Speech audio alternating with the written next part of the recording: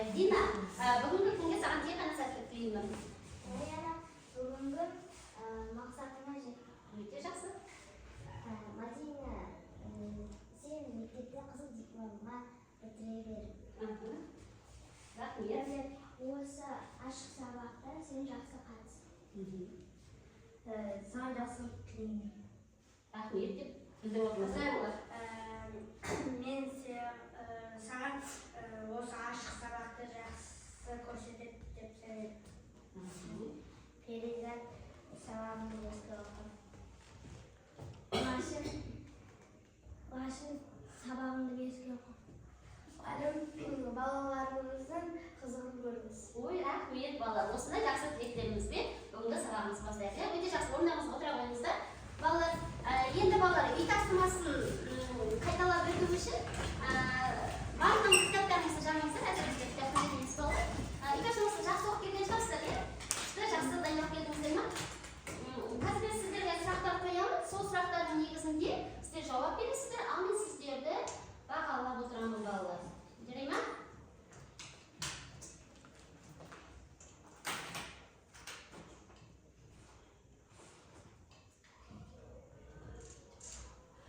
Жарайды балалар, қазір мен сіздерді бағалап отырамын. Ендеше сұраққа назар аударайық.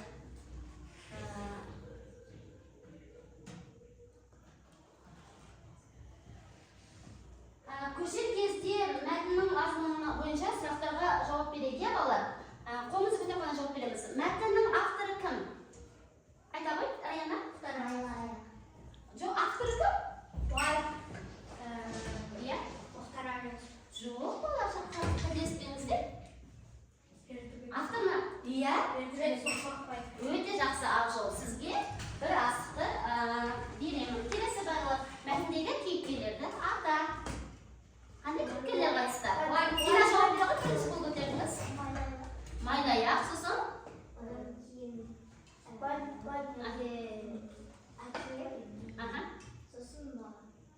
Әкесі, баласы Майлаяқ. Жарайды, өте жақсы. Тағы бір кейіпкер қалып қойды балалар. Жоқ. Қандай кейіпкер? Жоқ. Жаңағы Майлаяқты не істеген? Иә, дұрыс, асырап алған екінші қожайыны, иә балалар? Өте жақсы, рахмет балалар. Жазушы Майлаяқты қалай суреттеген? Мәтінде қалай суреттедіңіздер? Топтарыңыз ақылдасуға болады балалар? Оны сипағанда жүні тақыр. Қандай тұқымнан тараған дейді балалар? Тазы. Иә, қазақтың тазысынан тараған не дейді? Жаңағы итіміз, иә? Ит адамның досы деген балалар. Өте жақсы, рахмет. Келесі, ет ит иесінің орнында болса, Майлаяқты тастап кетер ме едің дейді? Аға, неге тастап кетпейсің, Мәдина? Раяна жауап бер қойды, Мәдина жауап берсін. Айта ғой. Себебі біз келесі жылға мысалға сол кезде көшуімізге болады, өйткені ит адамның досы. Ит адамның досы, сол үшін келесі жылы көшер едім дейді. Неге ол Майлаяқты тастап кетуге мәжбүр болды? Өйткені ол Алматыға көшетін болды. Иә, Алматыда өзінде не жоқ қой еді? Өзінде баспана жоқ, ол итті не істеймін деді. Біреудің үйіне қалай апара аламын деп, иесі сондықтан ғана тастап кеткен еді. Өте жақсы балалар, өте жақсы.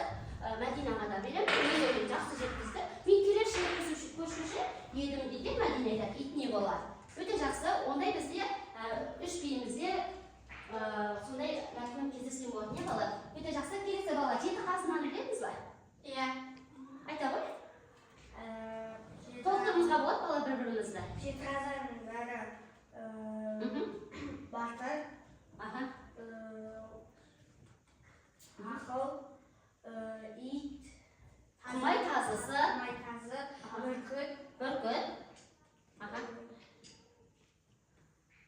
Жарайды балалар, жеті қазынаны әлі де не істейміз? Жаттаймыз. Жеті аталарымызды, жеті қазынаны жатқа білу керек. Жарайды ма балалар? Тағы да естеріңізге түссе, жеті қазынаның арасында айтып өтуге болады. Бесінші сұрақ бізде толық болмай қалды. Жарайды, алма әлі де қайталайсыздар балалар. Келесі балалар, Әбекең жаңағы кісі, екінші қожайыны, иттің. Әбекеңнің қолында қалған Майлаяқтың тағдыры қалай болғанын қысқаша өз сөздерімен айтып беріңіздер. Қалай ойлайсыңдар? иә? Олар үшін қалай ойлайсыз? Майлаяқ, екінші кісі де қожайында қалғанда қандай күйде болды деп ойлайсыз? Ал өз сөзімізді айтып көрейік. көңілді. Иті әлі де көңілді болып қалды деп ойлайсыз ба? Аха.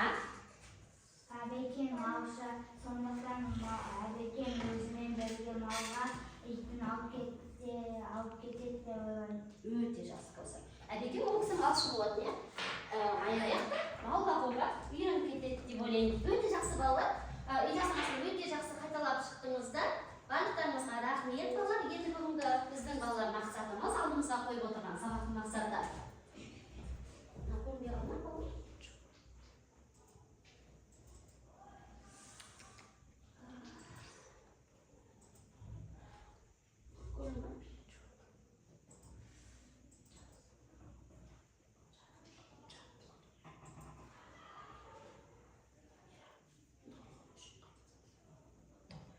Жарайды балалар, мақсатымызды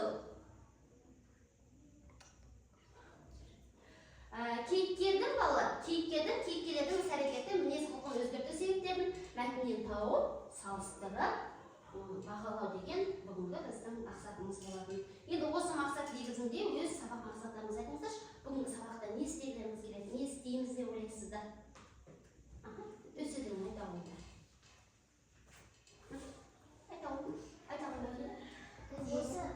Осы сабақ бізге өте көңілді болып, осы Келетін мәтінді жақсы түсініп оқиды. Өте жақсы. Тағы да. Осы мәтіндегі авторын танитын боламыз. Авторды танимыз деп ойлаймыз. Біз бүгін осы жаңа тақырыпты үйренетін боламыз. Өте жақсы. Осылай біз алдымызға көптеген мақсаттар қойып отырмыз. Сабақтың соңында осы мақсатымызға қайтып оралатын боламыз балалар. Енді балалар, қазір маған екі жақтан екі оқушы келсін. Кім Бекзат келе қой, мына жақтан көп сөйлеген жоқсыз, және кім Дәулет келе қой. Екеулеріңізге мына екі шарды алып, не істейсіздер? Жарып, біздің бүгінгі тақырыбымызды бізге ашып бере қойыңыздар. Ал, шардан бір-бірден алыңдар. Аламын, жар шарды. Аламын. Бекзат, сіз де жарыңыз. Ал, оқи ғой балаларға.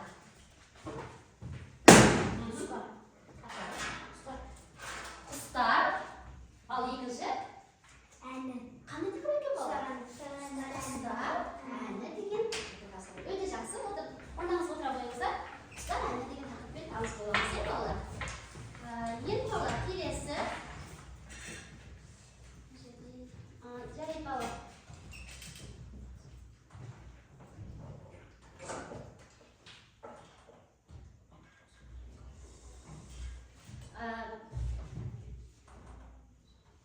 Құстар әнеге. Балалар, барлықтарымыз көзімізді жұмайық.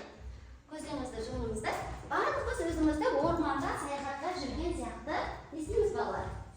Сезінеміз. Барлықтарыңыз жеп отырыңыздар балалар. Келе қойыңыздар. Барлықтарыңыз отыра қалыңыздар. Көздеріңізді жұмыңыздар. Өзімізді әдемі орманның ішінде саяхатта жүрген сияқты сезінеміз. Жарай ма балалар? Қазір мен сіздерге құстардың дауысын қоямын.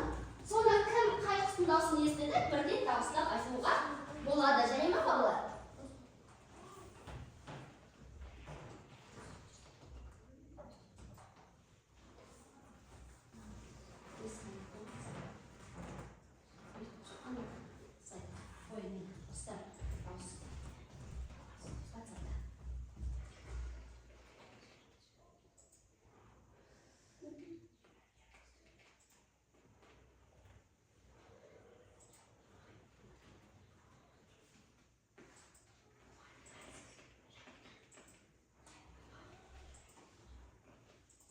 Қазір мұқият отырамыз ба?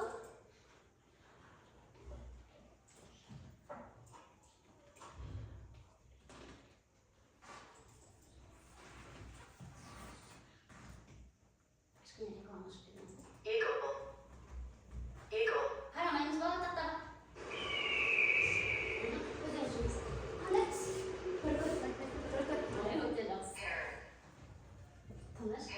Ағылшынша айтып жатыр. Тек. Қандай құс?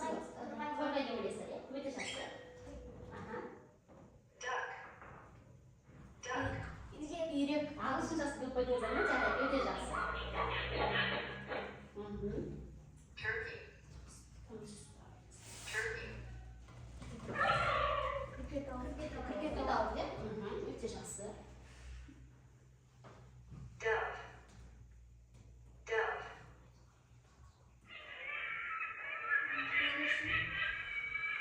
Қобдиші ба? Жарайды. Penguin. Penguin. Иә, әрине.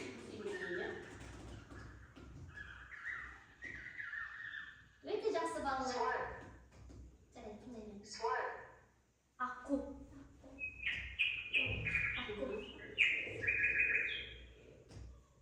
Өте жақсы балалар. Рахмет бақыттарыңызға. Өте жақсы балалар. Ортаңызда тұра қойыңыздар. Бір-екі ғана құстан қателесіңіздер. Өте жақсы олай қателесу болады. Өте жақсы орныңызға отыра беріңіздер. Қазір ары қарай.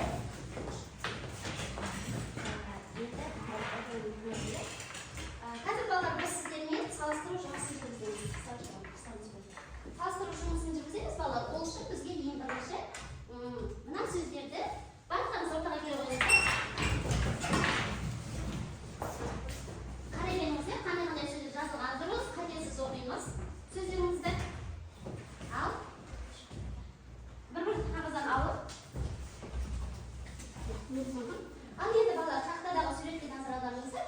Тақтаға жазуға болмайды ғой балалар, сондықтан мына тақтаға жаза берейік. Кімнің қолында бірінші қандай құс бізде? Жоқ, құсымен келмейміз ба? Балаға не істейді? Яғни бұл тапсырманың мақсаты балалар, сіздерге бұл тапсырманы сыныптарға мақсаты сәйкестендіру. Жарай ма балалар? Яғни құстардың дауысын әрекеттермен, іс-әрекеттермен сәйкестендіру болып табылады. Балаға не істейді? Шиқылдайды. Кімде бар шиқылдайды? Ақшау апарып жапсыра қой. Мә, значит, сразу скотч алып отырыңыздар. Өте жақсы апарып жапсыра қой. Бастай беріңіз. Келесі құс таба беріңіздер. Келесі құс таба беріңіздер. Иә? Мынау қара құс? Қарға. Иә, қара не істейді? Қандай тұмсақ бұл құс таба? Қарға қақылдайды. Кімде қақылдайды? Өте жақсы. Қанша тақтаға апарып жапсырыңыз. Ақшау жапсырадың тақтаға. Жарайды, өте жақсы. Келесі қағаз бізге балалар. Жарайды, тұра беріңіздер. Қандай дұрыс шығарады? Дұрыс. Дұрыс. Тұрына, молодец. Тұрына не істеді? Тұраулады. Өте жақсы балалар. Өте жақсы біледі екенсіздер. Құстарды да біледі екенсіздер. Дауысын да біледі екенсіздер. Мынау қандай құс? Тоқылдақ не істеді? Дұрыс. Дина молодец. Тоқылдақ тағы да иә? Яғни ол тоқылдақты дұрыс шығарады. Келесі балалар қандай құс бізде? Білмеген құстарымызды қалдырып кетейік балалар. Сосын артынан ораламыз. Білесіздер? Лашын емес балалар? Жарайды. Бұл құста қалдырып кетейік. Келесі мына қандай құс? Үйрек. Жоқ, үйрек па болады? Иә, қаз ғой. Қаз не істейді? Иә, қаз не істейді? Қандай сөз шығады? Қаздың дауысы тұмсақ алады. Қандай дауыс шығады? Қаздың дауысы сал жібермеші қане? Иә? Дұрыс. Қане? Дұрыс. Өте жақсы дәулет. Ал сонда қаз не істейді? Қаңқыл. Өте жақсы. Неге қаңқылдайды? Ал дәулет жапсыра ғой тақтаға. Өте жақсы. Мә, апарып жапсырдың. Сіз неше қағаз алғансыз? Өте жақсы. Дәулет бүкіл құстар жатқысы келіп тұр. Келесі. Арнайы құсымыз біткен жоқ балалар. Келесі құсымыз бар. Ал қандай құс? Қаз. Басымызға үйрек қой балалар. Үйрек не істейді? Барқылдайды. Кімде барқылдайды? Өте жақсы. Мен қабар жапсыра бере ғой. Өте жақсы. Келесі. Мынау не? Торғай. Торғай не істейді? Торғай. Қане, кімде бар? Шықылықтайды, жарайды. Торғай шықылықтайды. Жапсыра бере ғой. Алаңға жапсыра бере. Енді өте жақсы тапқыңыз. Келесі. Әупілдек. Әупілдек балалар. Дұрыс айтады дәулет. Әупілдек не істейді? Әупілдейді. Әупілдейді. Дұрыс. Ендеше жапсыра ғой. Мен жаңа ойлағам, сіздер әупілдекті білмейтін шығарсыздар. Біледі екенсіздер, иә? Мүмкін интернеттен түсіретін көрген шығарсыздар. Келесі. Әтеш шақырады.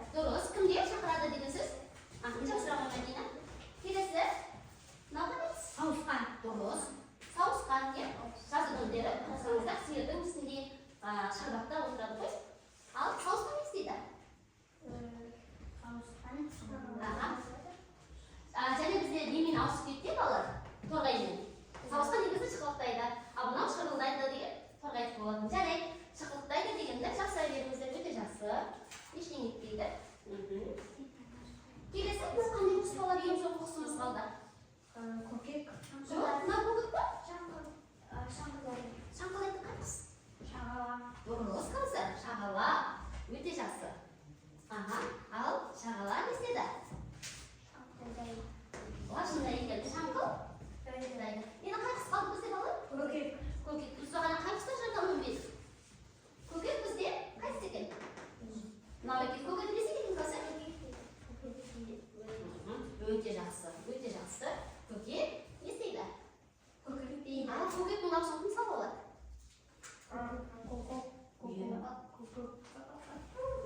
Өте жақсы. Біз өте жақсы. Онда біз отыра қоймыз. Енді балалар автормен таныспас бұрын мен сіздерге автор көрсетейін деп тұрмын. Бүгін сіздер қандай шығарсыздар? Танисыздар ма? Қарагөз. Өте жақсы. Ақжол бұқара өз деп бірден жатты. Оның қысына қайдан білесің Ақжол? Қайдан таныдың? Қандай шығармаларын оқып көрмедіңіздер? Абай. Естеріңізде бар ма? Дұрыс. Өте жақсы. Қандай? Абай. Абай жолы романын жазған біздің қазақтың ақыны, иә балалар, өте жақсы. Енді қазір балалар мұхтар әуезов туралы естеріңізде жүрсін. Сондықтан мен сіздерге қазір бір ақпаратты көрсетейін, иә?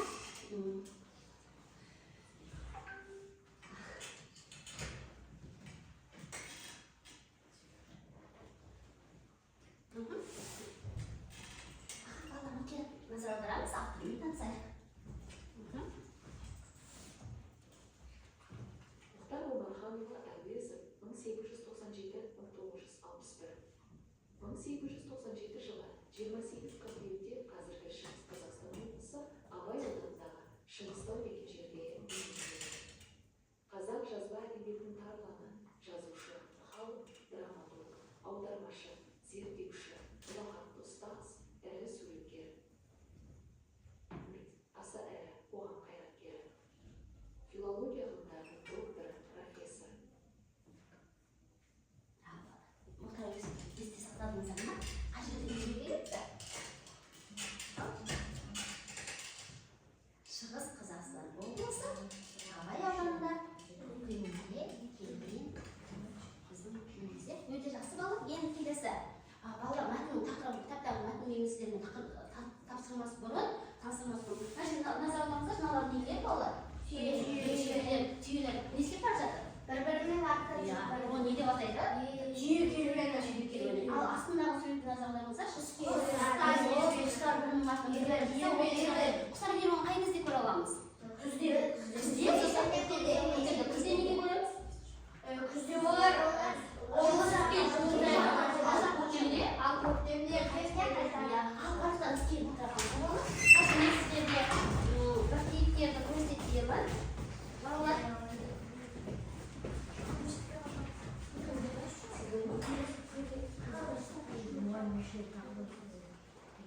балалар мен кіммін? Сіз әкесіз. Біз әкеге ұқсаймыз, иә балалар? Өте жақсы. Ендеше барлығымыз қазір күзгі құс керуені деген мәтіннен таныс болайық, жарай ма? Даримыз ба мәтінді тыңдауға? Иә, ал тыңдаңыздар. Кеше мектептен келе жатып, жолда әкеммен кездесіп қалдым. Біз жолыққан кезде тура біздің үстімізден тізбектен бір топ қаз ұшып кетті. Бұдан бірнеше күн бұрын біз у-шу болып қарқылдап ұшып бара жатқан ұзақ қарғаларды көрген едік. Әкем екеуміз үйге бірге қайттық. Ол кісі жол жөнекей құстар туралы маған мынандай әңгіме айтып берді. Жыл сайын қоңыр күзде біздің ауылдың үстінен үйрек, қаз, тырна сияқты құстар легі ұшып өтеді. Кей жылдары аққуларды да көруге болады. Бұл құстар қыстың жақындап қалғанын сезіп, жылы жаққа қарай қоныс аударып барады. Жылы жаққа қайтқан құстар жоғары ұшады. Ең биік жақтан тырналар мен аққулар. Алыс жаққа бет алған құстар жерге сирек қонады. Тоқтамастан бірнеше жүз шақырымға дейін ұша береді. Қарындары ашып шаршаған кезде түнеп шығу үшін жерге қонады. Жылы жаққа кетіп бара жатқан құстар топтасып, немесе тізбектеліп, көбінесе үшбұрыштап ұшады. Әр топтың алдында өте тәжірибелі өз жолбасшысы жүреді. Ол жолды жақсы біледі, себебі бұған дейін бұл жолмен талай рет әрі бері ұшып өткен. Құстардың бір үйірінде мұндай жолбасшы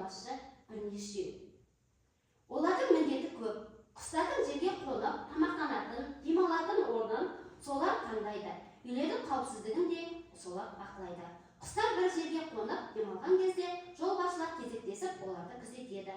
Аспанда да жолбасшылар ауыр жұмыс атқарады. Тізбектің ең алдында ұшатын болғандықтан, олар қанаттарымен ауаны жарып, соңындағыларға жол салып отырады. Жолбасшы салған жолмен ұшып, оның соңындағы құстарға жеңіл болады.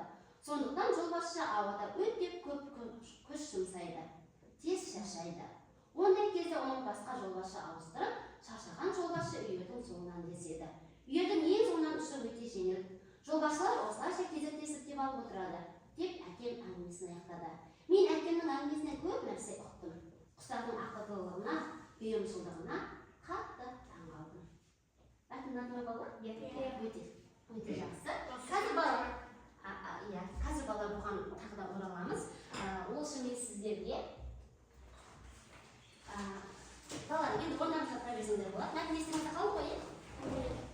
Қазір мен балалар сіздерге мынадай тапсырма бергім келіп тұр. Балалар, қазір мен балалардың қолына бірнеше кейіпкердегі, осы мәтіндегі кейіпкерлер кімдер? Ақылдасыңыздар. Кейіпкерлеріміз бар, ана жерде ақылдаса беріңіздер. Келесі, осы мәтіндегі кездескен құстардың атауы. Осы мәтіндегі кездескен құстың атауы. Келесі. Ақылдаса беріңіздер, Дәулет. Осы мәтіндегі құстардың атауы. Балалар, бір неге бір ғана құстардың атауын білдірген. Мәтін мәтінге мен осы мәтіндегі негізгі ойды бергім келіп тұр. Екеулеріңіз ақылдасып, мәтіндегі негізгі ойды жазыңыздар. Ақылдаса беріңіздер. Қыздар ақылдаса кімдер? Құдай келгендер. Дина? Сары өтсек бара. Сіздер жазыңыздар ақылдаса. Бара беріңіздер бала.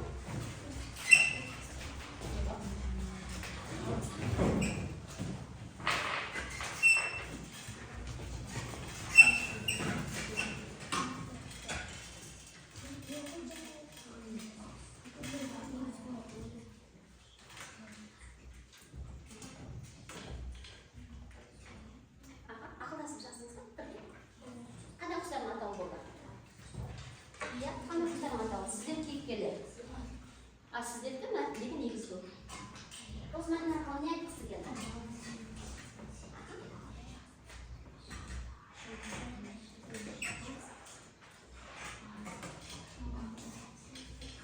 Болғанда фото требованияны істеп алып. Мына қыстар жазыңыз, топтармен ақылдасыңдар.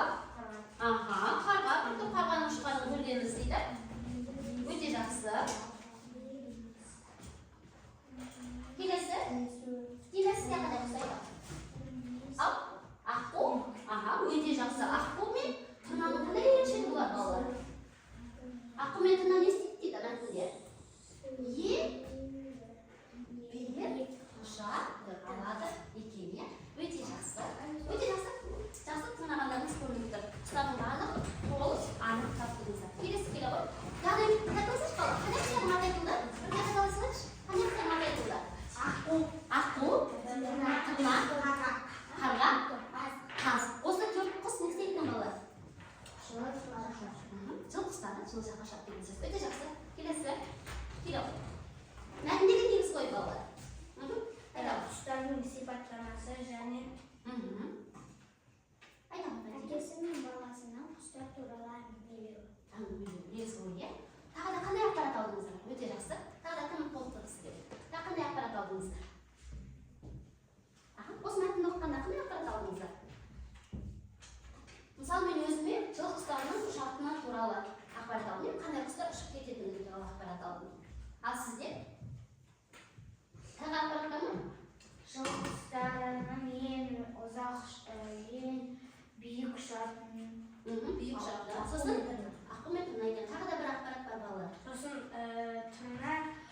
тына сол биік ұшатын құстан 100 метр 100 шақырым жүре беретіні және қоныстанғысы келсе сол жерде отыратындығы және олар бастау болып шаршағанда артына барып демалады. Өте жақсы. Сосын балалар, мысалы, сіздерді мұғалім ары-бері алып жүреді, ал құстарды кім алып жүреді балалар ары-бері? Олар Басшы деп атала ма? өздері ұшқыш болып барады. Ұшқыш болып ұшқашты, соның басының ұшқаштан құсты кім деп атайды екен? Есіңізді тимеңіздер? Қолбасшы дейді, ол сол құстар жаңағы батырлар алып жүрсе, ол қолбасшы болады. Ал құстарда ол жолбасшы деп аталады екен балалар. Өздеріңізге жаңа сөз қолданады, жаңа сөз қосылыңыздар. Жолбасшы деген, яғни құстарды не істейді? Жаңа құстар тізбегін алып жүретін құсты жолбасшы деп атайды. Екен, жолбасшының қызметі өте ауыр екен, иә балалар? Солай ма? Қандай қиындықтар бар? Бірнеше жолбасшы бар. Иә, бірнеше жолбасшы. Барлық құстармен. Барлық құстарды әрбір жылға атанады. Өте жақсы. сол кезде сол жолбасшы шаршаса, кейінгі жолбасшы сол қолбасшы Алмас. алмасады. Өте жақсы. Орныңызға отыра қойыңыздар.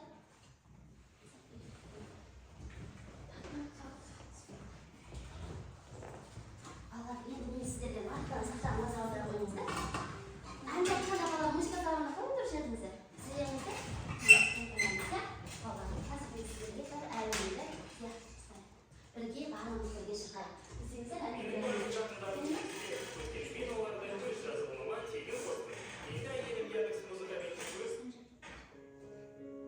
Әні Оңыз Әкелмейтова сөзі Құнанбай Молдағалиевтікі балалар. Аналарыңыз әкелеріңіз өте жақсы сүйіп тыңдайтынның бірі. Мәтінмен байланыстырамыз, сондықтан оқи айтыңыздар. Жаз сөйлеп әкеліңіздер.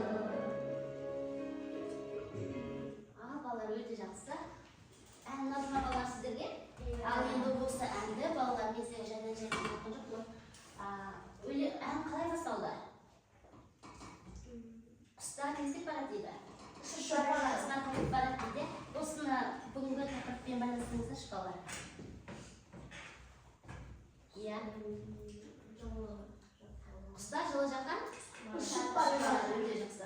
Сол сияқты адамның да өмірі не істейді? Жүргізіледі. Иә. Өте яғни осы ән құстар мысалы сол жаққа ұшып келеді, қайта келеді, келесі жылы қайта кетеді, қайта келеді.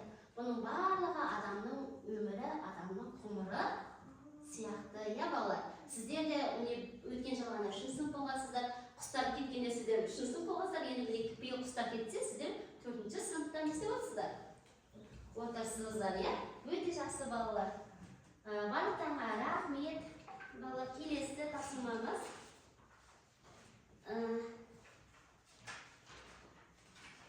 Балалар, барлықтарыңыз әңгімелеріңізді аша қойыңыздар.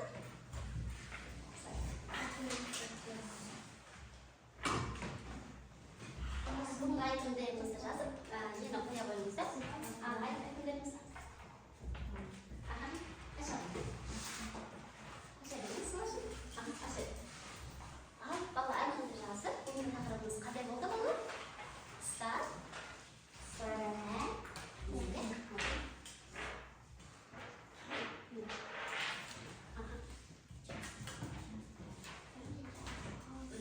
Ал балалар, мына жерде сіздерге эссенің тақырыбы берілген балалар.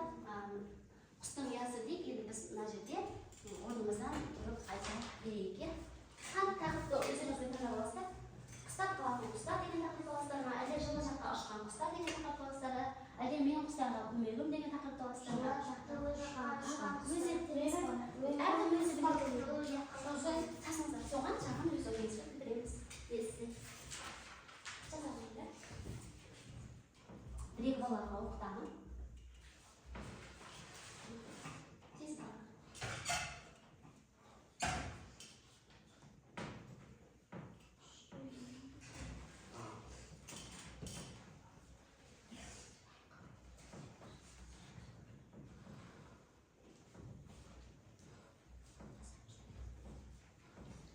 Кім болды? Қол көтеріп оқуларыңызға болады балалар.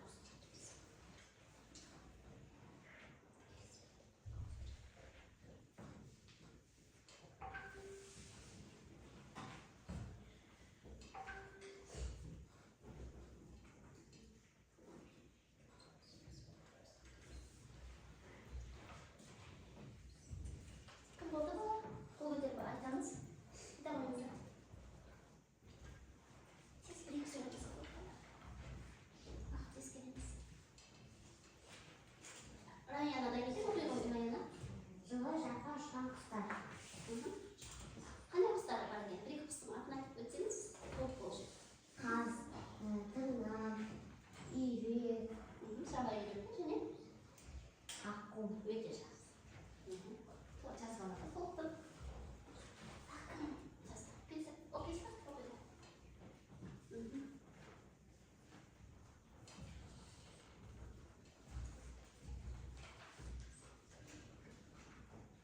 Ал балам, енді бір оқып жайсың, соң арашынан бір өзі жаз.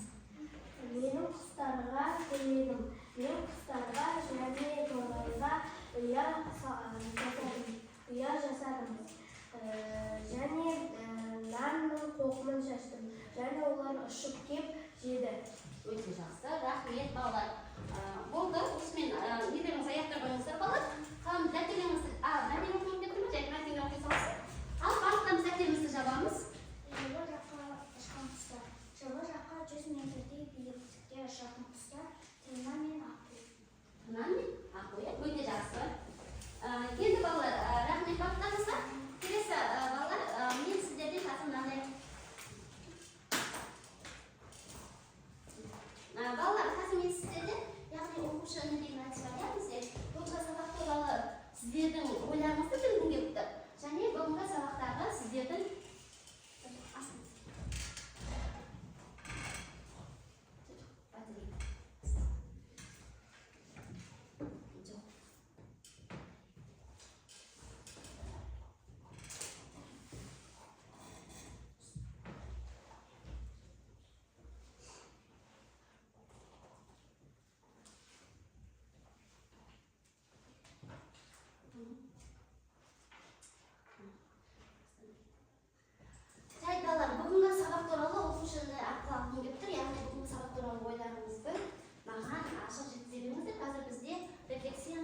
коммуникация қылып бересіздер, оны көрсетесіздер, иә, экраннан. Қазір мен әкелеміз,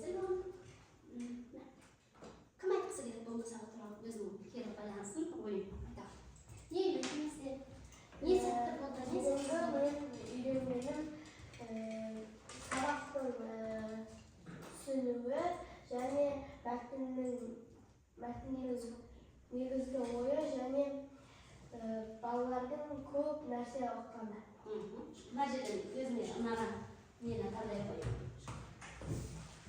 Қай батарейканы таңдайсыз? Қызыл яғни балалар. Қызыл ол мен ешкім түсінбедім деген, сары маған әлі ақпарат қажет, ал жасыл мен маған бәрі түсінікті. Нені батарейканы үстінен басасың. Мына баса алдым. Ал баса. Мишкамен істеу. Экранымыз.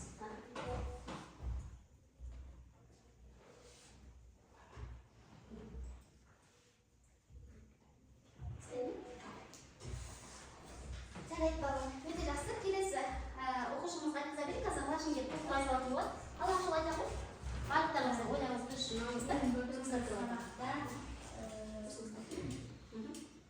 Мұхтар Әуезов деген және Бердібек Соқпақбаев деген авторларды түсіндім. Және мәтіннің мазмұнын негізгі ойын анықтадым. келесі. Тақтың сізге тұр балалар.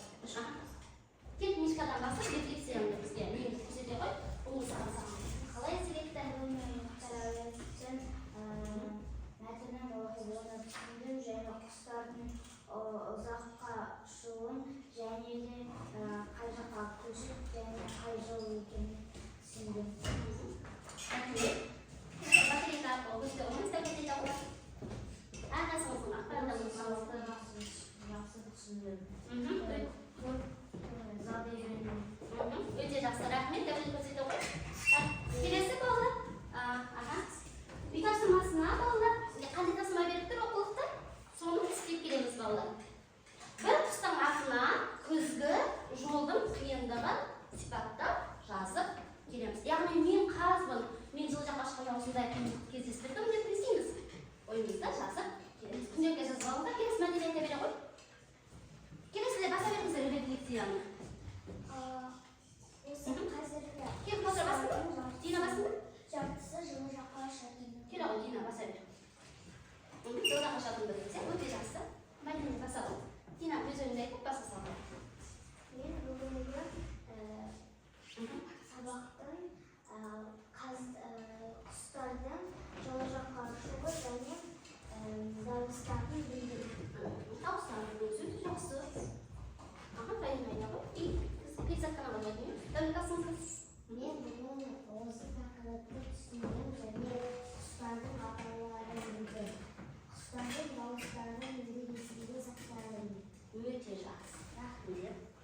Перезатсын алдыңыз, Мен бүгін мәтін не туралы екенін білдім. Рахмет. Өте жақсы балалар. Барлықтарыңыз күнделіктеріңізді жарайды, перезат белгілеп тастай ғой, сосын кейін.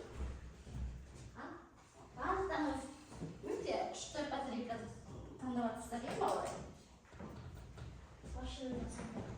Ал енді балалар, неше бала екендігін мынадан көре саламыз. 1, 2, 3, 4, 5, 6, 7, 8. Бізде 8 оқушы толық келіп алғанымыз бізге сабаққа берді балалар. Үй тапсырмасын күнделікке ашып жазып аламыз.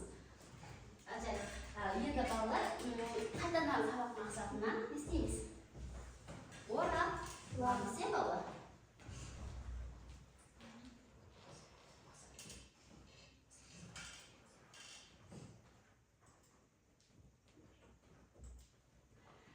Сабақ мақсатымыз балалар біздің мәтінді талдадық, талдау және шығармашылық жұмыс жасайын деген болған. Ал осы мақсатқа жеттік па? Қалай жеткеніміз қалай дәлелдей аласыздар? Қандай сәл ойдар? Айта қойыңызшы.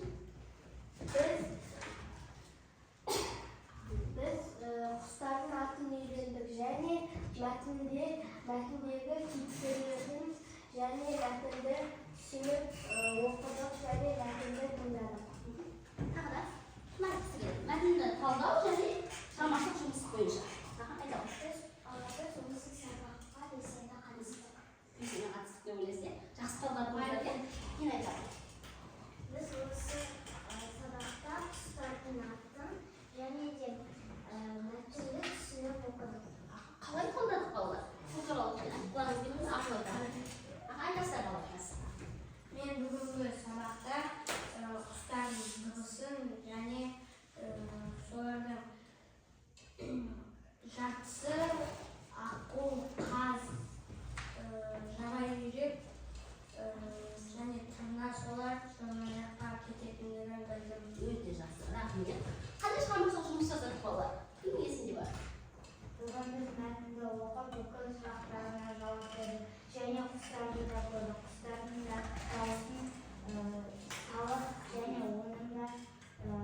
дауыстарын табынады. Аға, тағы да біз не істедік? Айталық. Біз құстар туралы ән айттық. Ән шырқадық, иә балалар? Яғни құстар қалай жылы жаққа ұшып кеткені сияқты адамның өмірі де солай өтіп жатқанын өзі де айта қойғанына және жайланып тоқтыра салайық. Біз бүгін құстардың дауыстарын және құстар жылы жаққа баруы туралы әнді тыңдап айттық. Аха, молодец, өте жақсы. Рахмет балалар. Барлық сабаққа белсене қатыстыңдар. Білім класс бағалау жүйесінде бағаларыңызды қойып өтіп боламын. Маған бүгін өте жақсы қатысқан осы 8 оқушы